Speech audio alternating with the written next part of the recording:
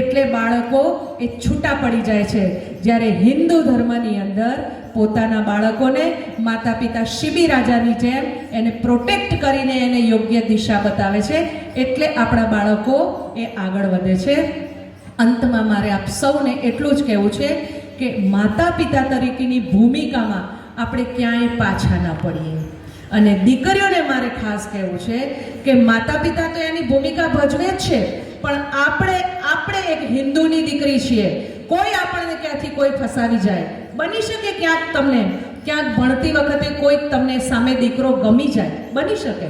તો તમને જ્યારે કોઈ એવું પાત્ર મળે છે તો એ વખતે તમે ખુલ્લા મને તમારા માતા પિતા પાસે બેસીને ચર્ચા કરો કે માં મને આ દીકરો ગમે છે.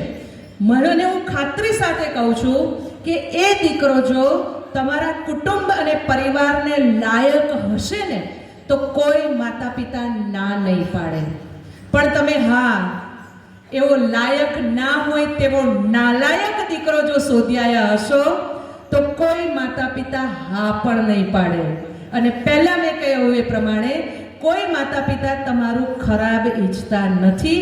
એટલે લગ્નનું ડિસિઝન, આજે આટલું સરસ જે કાર્યક્રમનું આયોજન કર્યું છે, તો લગ્નનું ડિસિઝન આપણે માતા પિતાના શિરે જ નાખીશું એવા દ્રઢ નિશ્ચય સાથે આજની આપણી સભા પૂરા કરીએ એ પહેલા આપણે નક્કી કરીશું. મારે અહીંયા તમારી બાંહેધરી લેવી છે કે આજે તમે બધા, હું કહું છું એની સાથે એગ્રી છો?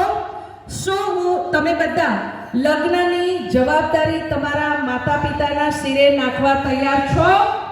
બોલો જોશી આજના ઢીલા પડ્યા. ફરી શું તમે તમારા લગ્નની જવાબદારી તમારા માતા પિતાના શિરે નાખવા તૈયાર છો?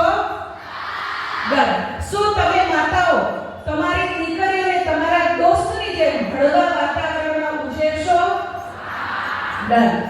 આટલું જો કરશો ને તો મને નથી લાગતું કે ભવિષ્યની અંદર આવો કોઈ સેમિનાર કરવો પડે. દીકરીઓ જ કાફી છે, બધી વિરાંગનાઓ છે. એ ઉદાહરણ તમને